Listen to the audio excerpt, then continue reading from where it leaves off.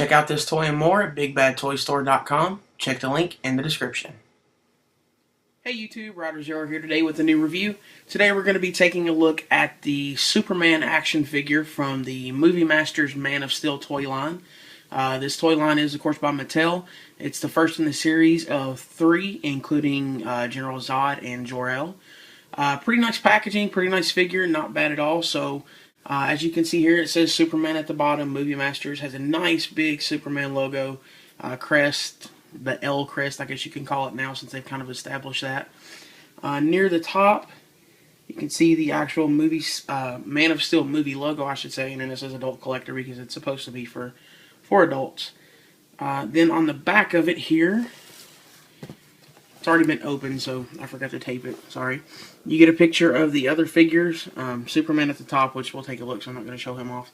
Then there is the Jor-El figure and the General Zod figure, kind of the final battle figure when he's in his Superman-esque suit instead of the battle armor that we see him in most of the movie. A little blurb about Superman himself. I'll leave that there for a second if you'd like to pause and read. And then a little bit about Movie Masters there. That's pretty much it. The packaging is the same for all of the figures. It doesn't differentiate no matter which one it is. But like I said, overall, it's pretty nice packaging. It's got the cape kind of flowing around there at the bottom.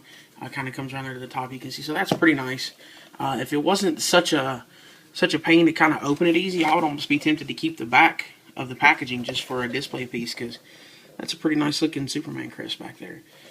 So that's pretty much it for the packaging. So we will go ahead and set this to the side and take a look at the figure himself.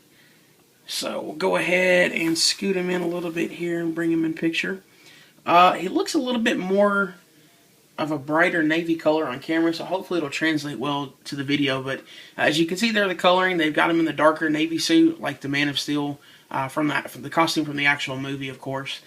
Typically, you know, we're used to seeing him in a little bit of a brighter blue color. But I like the suit, so some people were complaining about it that it was too dark or whatnot, but they kind of established a little bit of history with the suit in the movie, so I was okay with it. We'll start off taking a look at the details and articulation, because it all kind of rolls in together. It does come with this display stand, which is pretty cool.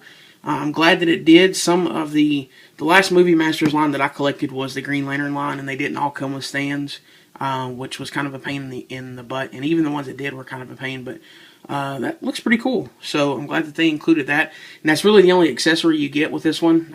There's nothing else that comes with it. So pretty cool they did include that. Detail-wise, see if we can zoom him in here and get some focus. Detail-wise is not bad. You can tell that they tried to do the best that they could, making it look like Henry Cavill, and it does look like him pretty well. If you've seen the Hot Toys figure, though, man, that's going to be a beast when it comes out next year, so I'll definitely be picking that up. But that's for another review later on. Detail-wise, it does look pretty good. It is definitely the best Superman figure that is currently out in the line. They do have the 3 3/4 inch figures, which are okay. However, I will be skipping those, because this one just looks better, and it just looks good on the shelf like this. As you can see there, like I said again, nice detailing. The hair is very nicely done. Looks pretty much like he had it in the movie. Nice symbol work there on the chest piece. I'm really a big fan of the new crest. I didn't like the Superman crest in the Superman Returns version. Wasn't real crazy about it.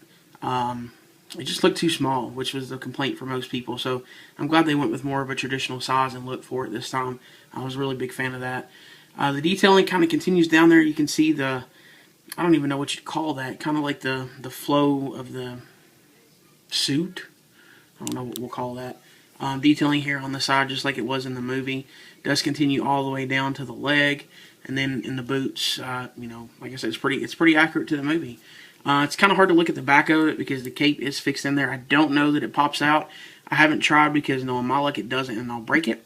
So it does continue the detailing on the back of the figure, which is really cool. I'm glad they didn't leave anything unpainted. And yeah, that's pretty much it. Oh, and then the gauntlet kind of look over here on the wrist. So yeah, overall it looks pretty good. It does have the kind of 3D effect that we've come to know in superhero costumes since they kind of introduced it in the Spider-Man movie, which, you know, I'm sure most people have seen that costume. Wow, that looks really bright. Hopefully it's not as bad as it looks here. Articulation-wise, it's actually very articulated, which is cool. It does have full 360-degree rotation at the shoulder. No hindrances due to the cape. It also does bend up and down. Swivel here at the bicep. Single joint for the elbow. You can kind of see there. And then the wrist does rotate as well. Same thing over here on this arm, so I won't bother going over that. You do get twisting here at the stomach. And then for the thighs, it does have that weird Movie Master thigh that I'm not a real big fan of. It does go up. It's kind of hard to go up any further than that. That's really actually about all it goes. Back, that's about all you get without, trying to pop the actual leg off. It does go here. It does have a hinge to raise the leg that way. Twisting there just above the kneecap. Single joint for the kneecap. And then a hinge for the ankle. So yeah, that's pretty much it as far as articulation goes. The cape is, like I said, I don't think it's removable. You can see there it kind of has a peg where it looks like it may peg out of the figure. I'm not sure if it does. I haven't tried it other than just kind of gently tugging on it. And really, I don't want to try it because, like I said, knowing my luck, it's not supposed to come out and it could break. And it's probably something I should have checked before I started doing this, but you'll have to forgive me for that one. I didn't. Overall, though, for this line, I think it's actually a pretty good figure. If you were a fan of the movie, a fan of Superman, I definitely think this is one you should have in your collection. I'll put him in the classic Christopher Reeve pose here. The only thing that I can really complain about is because of the cape. It does make it kind of heavy, and you have to kind of stand him awkwardly because the actual knee joint and the ankle joints are a little bit loose on my particular figure. So it makes it kind of hard to get him to stand up and pose in a normal looking position without having to kind of fight it to do so because of the weight of the cape. The foot does peg either side for the stand, but I like to kind of be symmetrical, so I put him to where he's kind of standing as fully on the stand as possible. And the stand does actually kind of help a little bit.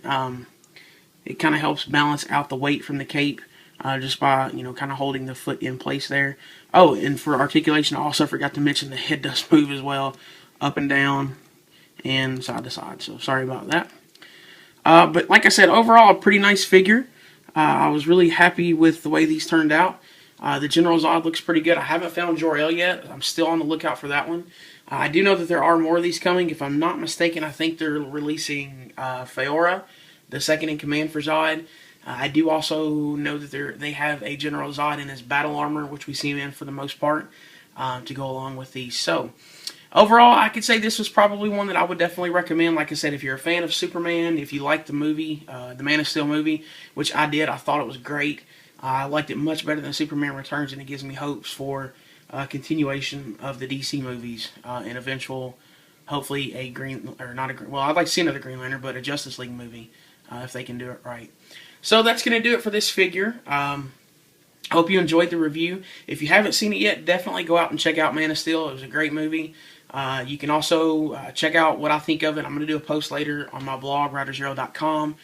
Follow me on Twitter, twitter.com/riderzero, and facebook.com/riderzero. So that's going to do it. Hope you enjoyed the review, and until next time, take care.